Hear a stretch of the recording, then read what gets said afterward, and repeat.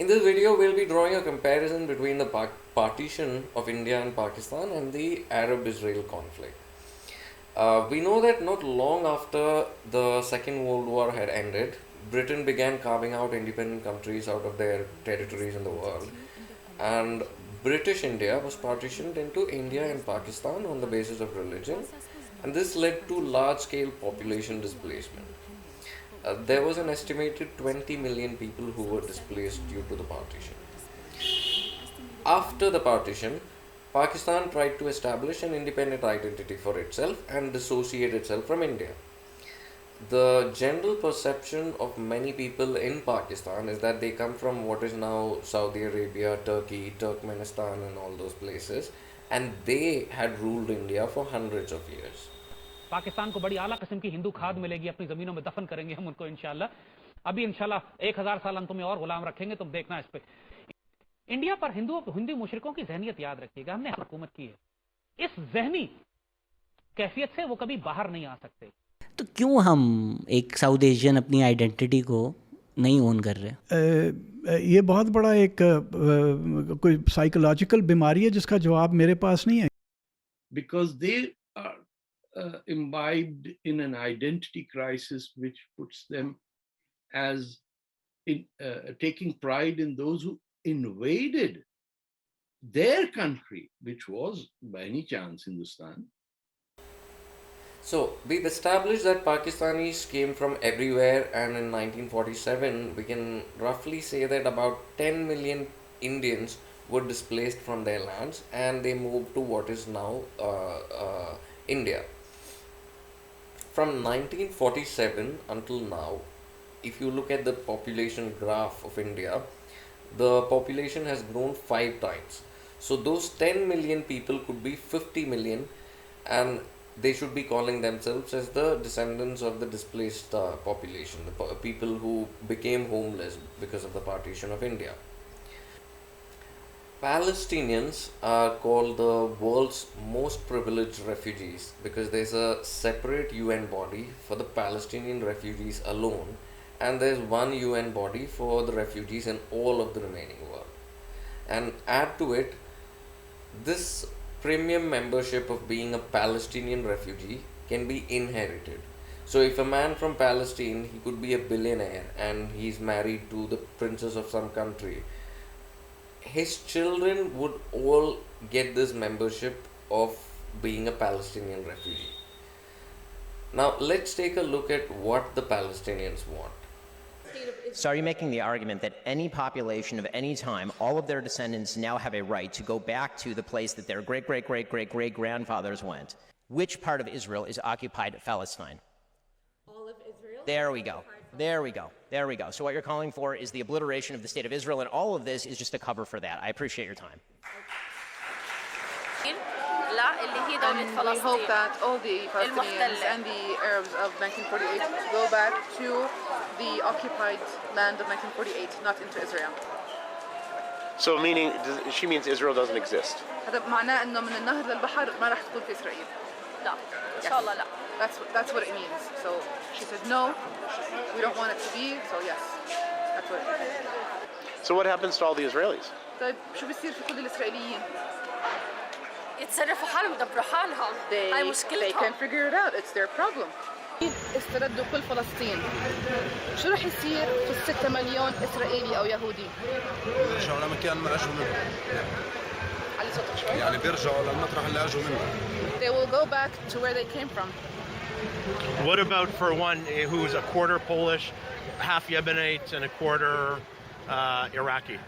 طيب والمخلطين مثلا اللي اصله بولندي ويمني وعراقي مع بعض وين يروح؟ No, it is all mixed. Yeah. What if he's mixed Polish, Iraqi and Yemeni? من مطرح يعني مسقط راسه منين اجى علينا هو بالنهايه هون مش ارضه. هو كان انا عارف. بالضبط وراح يكون يرجع من المطرح اللي اجى فيه كان من العراق او من اليمن او بالنهايه هناك لسه موجودين يعني رايحين نرجع للمطرح اللي اجوا منه. He has to go from wherever he came from originally, whether it was Iraq, Yemen, or He has to go back. other place. Yes. When Palestinians get back Palestine of 1948, which is today Israel, what happens to the Israelis? Okay, so This is a very subtle and toned down version that Either one. Sorry. people give when they are speaking to foreign media.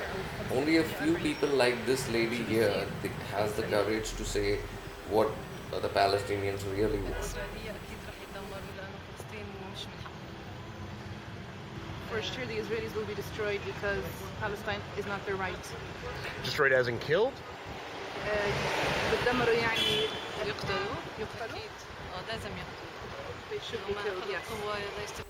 Now, coming back, applying the same rules to Indians whose ancestors moved out of what is today Pakistan, and applying the Palestinian refugee logic, all Indians who were displaced, irrespective of how rich or famous they are, will have to go back and repopulate Pakistan.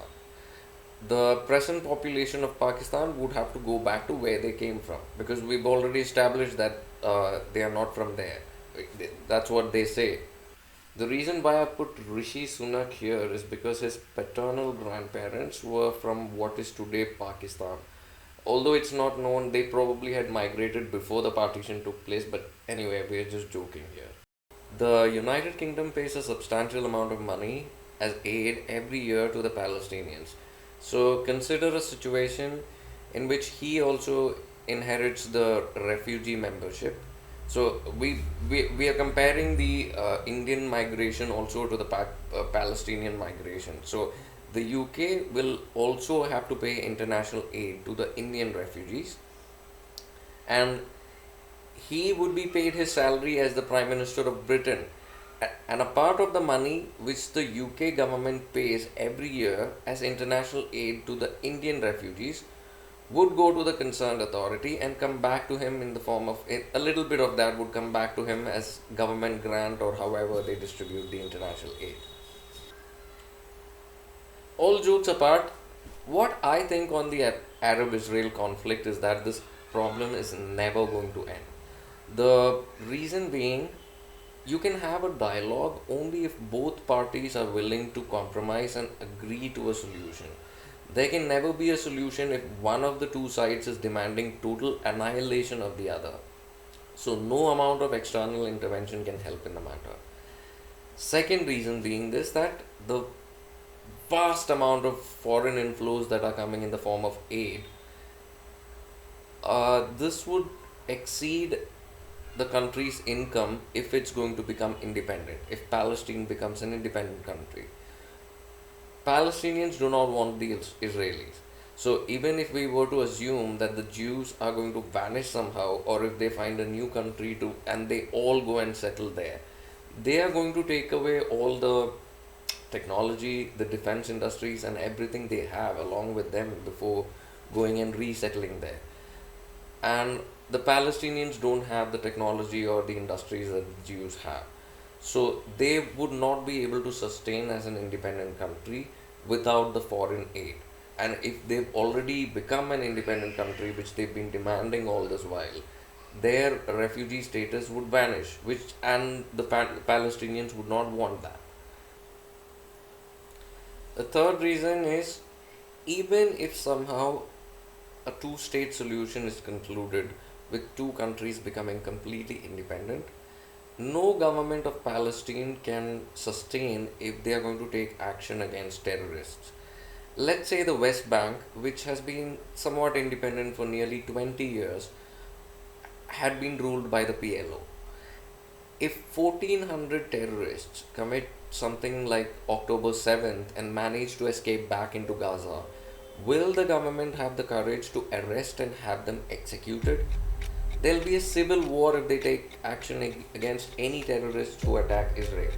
And Israel is not going to sit back and allow its citizens get killed by terrorists, and the Palestinian government refuses to take action against them.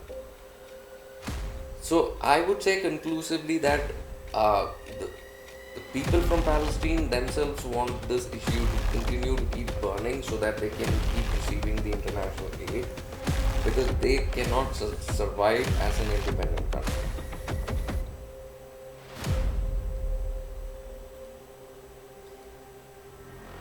Share your thoughts in the comments below.